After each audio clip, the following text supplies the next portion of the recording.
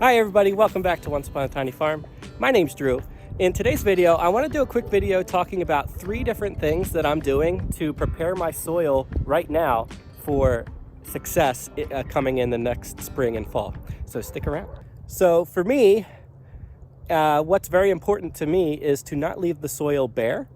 So as you can see, a lot of my farm is covered by black tarps, silage tarps. They're thick 6 mil plastic that is just keeping all of the moisture and biological microbial activity working down deep in the soil.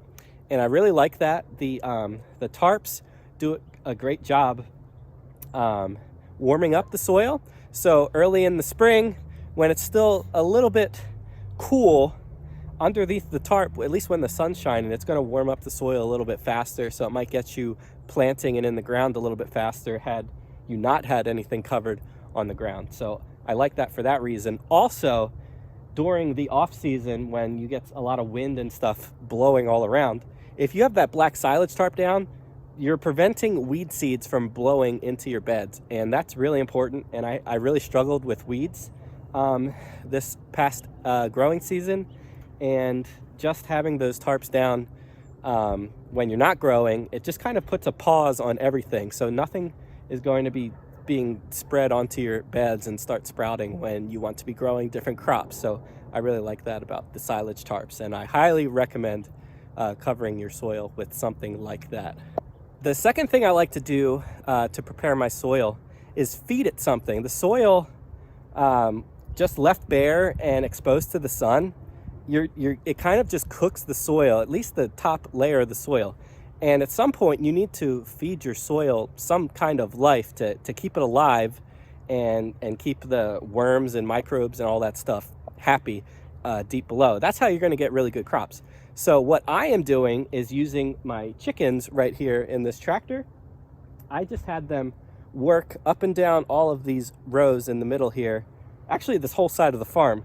I've had them go up and down these rows, and they're tilling, they're eating worms, they're eating old crop residue, and most importantly, they're pooping. They're putting their manure down onto the soil, and when they're done going through these rows, I'm covering it with the plastic. So that manure is going to age, break down, and by spring, it's going to be ready to be planted into and incorporated into the soil.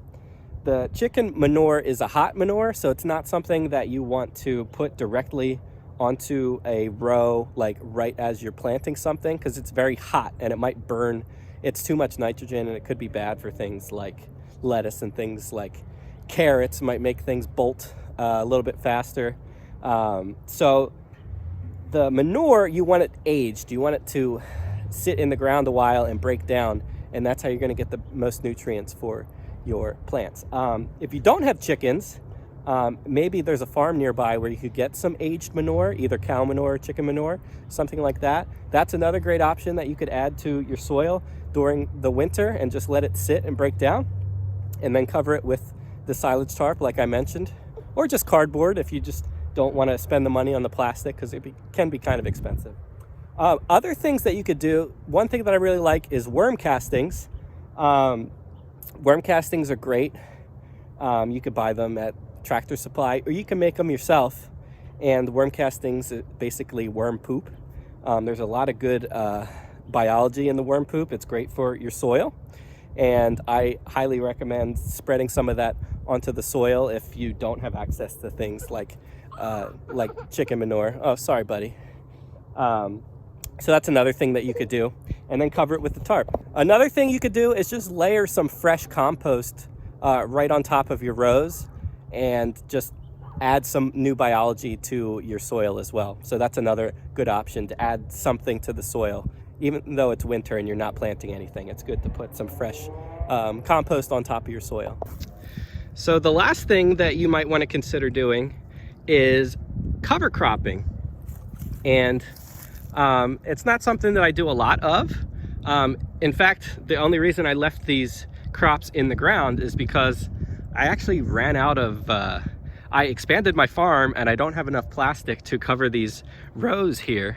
So what I have here is, I had sugar snap peas, which is a nitrogen fixer. It's good for the soil. And I also had radishes in both of these rows.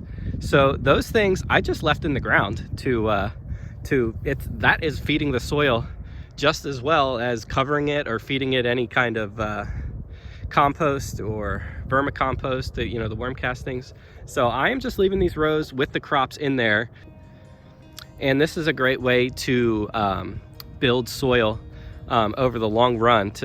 The soil is better. The soil needs something growing in it to keep it alive. So even though it's winter, this is keeping the soil alive. It's feeding the soil something. These roots, even though some of them are dead and broken down, decaying, the worms and microbes in the soil are gonna eat that stuff, and that is what you want to build good soil. And in the spring, we're gonna have to take all this stuff out and clean these up to plant. But for now, this is really good way to amend your soil for the following year. All right, and that's gonna wrap up this video on 3 things I'm doing to keep my soil fresh for the following season over winter right now. And I'm gonna wrap up this video because my son's getting a little antsy in the back. He wants to go inside. So that's gonna wrap up this video. Thanks for watching. Please subscribe and like this video if you found it helpful. I'd really appreciate it. All right, thanks for watching. We'll see you in the next one.